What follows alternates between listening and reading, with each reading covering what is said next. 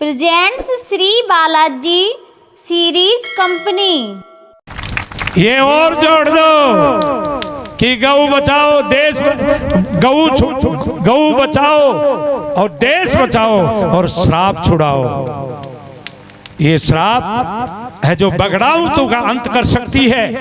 और भगवान के सामने भगवान दिखाते हैं, भगवान के सामने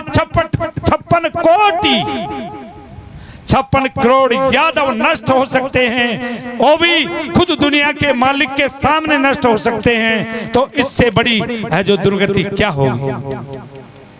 इसलिए है जो आप श्राप बंद करें, आप सब लोग और माताएं बहनें है जो गऊ चराएं, है जो इस धरती का भला हो, देश का भला हो। अब मोए भा भरोसा हनुमंता और बिनु हरि कृपा मिले नहीं संता। भगवान की कृपा, देव नारायण की कृपा हमारे ऊपर बरस रही है। ये अब आपको विश्वास कर लेना चाहिए, नहीं तो महाराज जी है जो साधु संत है जो किसी नहीं जाते हैं, ऐसे नहीं मिलते हैं। अब मोए भा भरोसा हनुमंता और बिनु हरि कृपा मिले नहीं संता। जो एक बहुत बड़ी सीट होती है, उस सीट के मालिक हमारे बीच में बैठे हैं, तो इसमें हम क्या समझेंगे?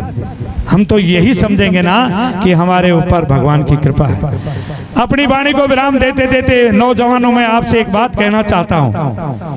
आप राम कृष्ण की मूर्ति हैं और सामने जो बैठी हैं बालिकाएं हैं, जो वृद्धा हैं और माताएं हैं, उन सब से मैं एक बात कहना चाहता हूं कि आज अपनी वाणी को विराम देने से पहले आज पाश्चात्य सभ्यता ने, आप पढ़े लिखे हैं, पाश्चात्य सभ्यता का मतलब है कि पश्चिमी देशों से आकर के है जो हमारे भारत पर है जो कई दिनों तक है जो राज किया आक्रमणकारियों ने, जबकि वो हमारे देश के नहीं थे।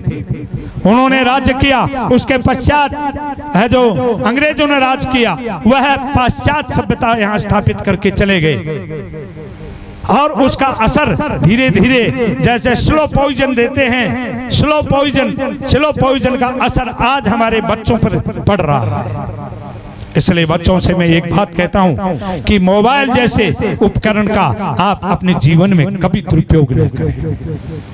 बच्चों से भी मैं कहता हूं और माताओं से भी मैं कहता हूं कि मोबाइल जैसे उपकरण के ऊपर कोई ऐसी बात न करें जो हमारे बच्चे और बच्चियों और हमारे नौजवानों को है जो अंधेरे ऐसे गलत रास्ते पर चला दें जिससे हमारा वंश, हमारा कुल, हमारी परंपरा दूषित हो जाए।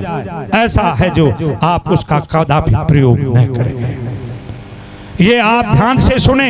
मोबाइल जैसी उपकरण से आज बहुत हमारे बच्चे भटक गए हैं, हमारी बच्चियां भटक गई हैं, रास्ता भूल चुकी हैं और हमारे बच्चे रास्ता भूल चुके हैं। हमारी संस्कृति लुप्त हो चुकी है, हमारा पैरान लुप्त हो चुका है।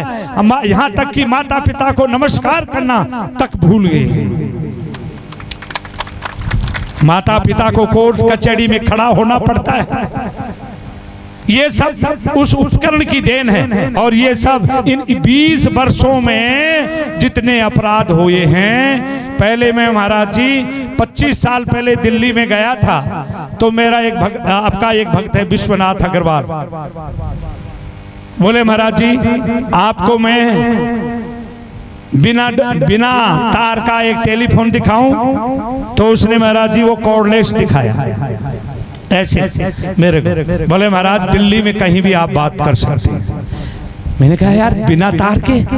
बोले महाराज बिना तार की बात मत करो, आज तो ये 70 किलोमीटर में आपसे बात करा सकता है, परंतु आज से 10 साल या 20 साल पहले बाद में आप है जो पूरे हिंदुस्तान के किसी भी आदमी की फोटो देखना चाहोगे या विदेश में आपका कोई भक्त रहता है उसकी फोटो आमने सामने करके बातचीत करना चाहोगे, तो है जो आप आश्चर्य करोगे आप फोटो से। अब तो व्हाट्सएप कर, अरे वो लगा के लगा हम, हाँ बढ़िया थे तेरी फोटो, बहुत बढ़िया थे। ये सब होने के पश्चात महाराज जी 20 साल में जो अपराध बढ़े हैं और जो बढ़ रहे हैं, उनको मैं ये कहता हूँ साधु संत और भक्त और हमारे नौजवान रोक सकते हैं, अन्यथा महाराज जी इन अपराधों को कोई नहीं रोक सकता।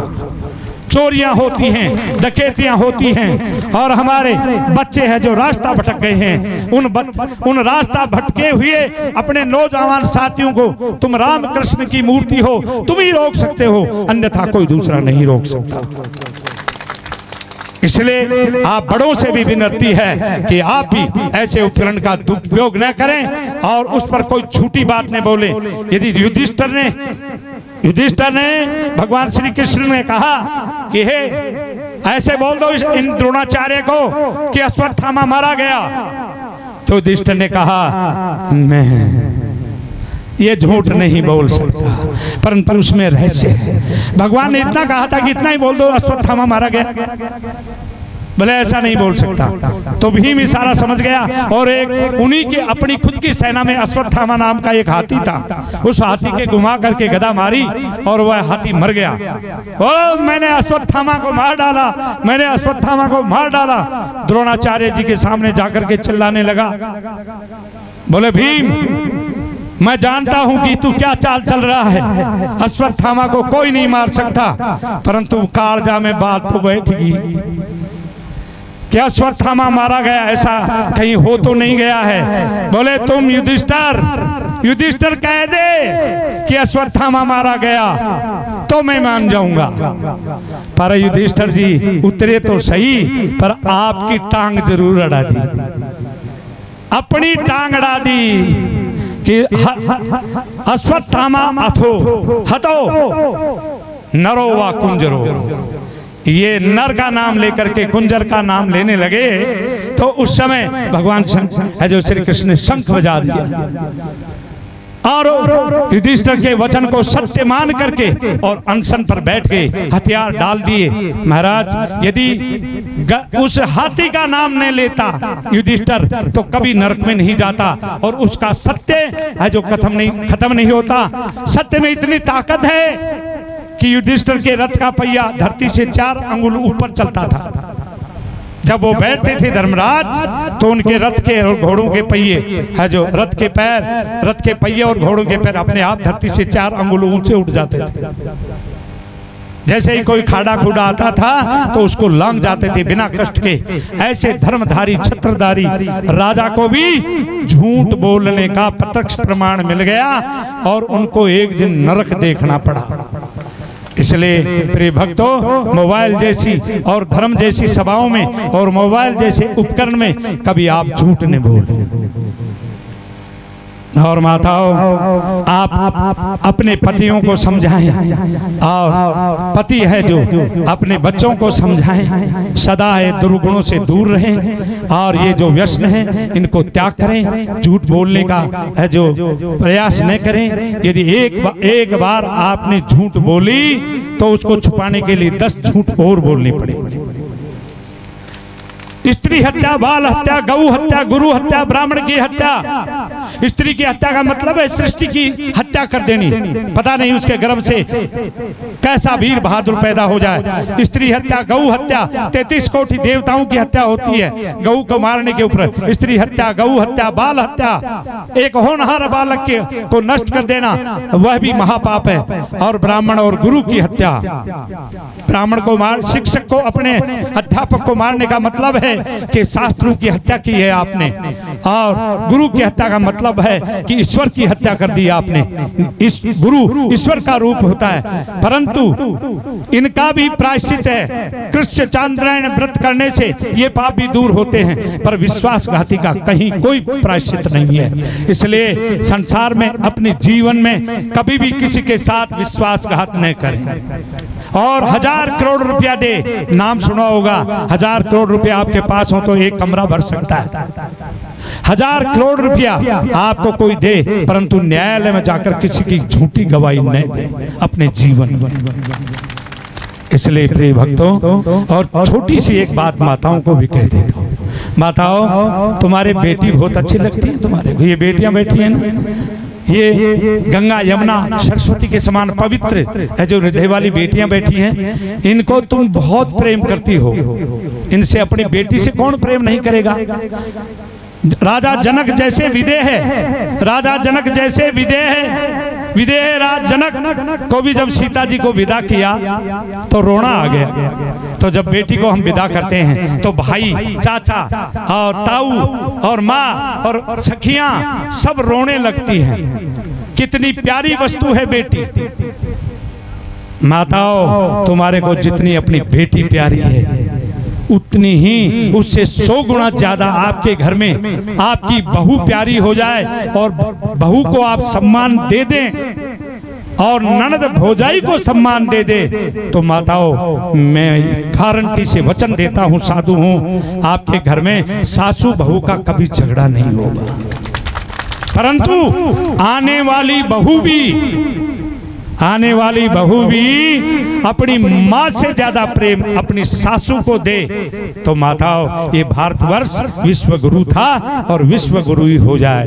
ये है जो आप ध्यान में रखें। आपके ग्रह कलेश का समूल नाश हो जाएगा और सदैव आपके घर में खुशहाली रहेगी। बहुत समय हो गया, इतना ही कह करके मैं महाराज जी से क्षमा प्रार्थना करता हूँ कि मेरे को आपने माइक संभला दिया। और आप सब जानते हैं, आप कहते भी हैं, मेरे में एक अवगुण है कि अवगुण क्या गुण या अवगुण में क्या कहूँ, मेरा एक स्वभाव है कि आप कहते हैं कि बलदेव दास को हाथ में माइक दे दो, फिर 2 घंटे की गई। परंतु महाराज जी, मैं प्रयास करता हूं कि मैं ऐसी कोई बात नहीं कहता हूं जो है जो जीवन में है जो किसी के जीवन में अंधकार फैलाए और वो है जो रास्ता भटक जाए, ऐसी कोई बात मैं कदापि नहीं करता।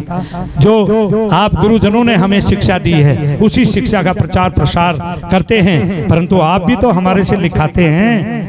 जब जगत गुरु बनाते हैं, द्वाराचार्य बनाते हैं, तो आप भी ये लिखाते हैं कि धर्म का प्रचार करना और मानव का कल्याण हो, ऐसा काम करोगे तो ही आप जगत गुरु की सीट पर रहोगे।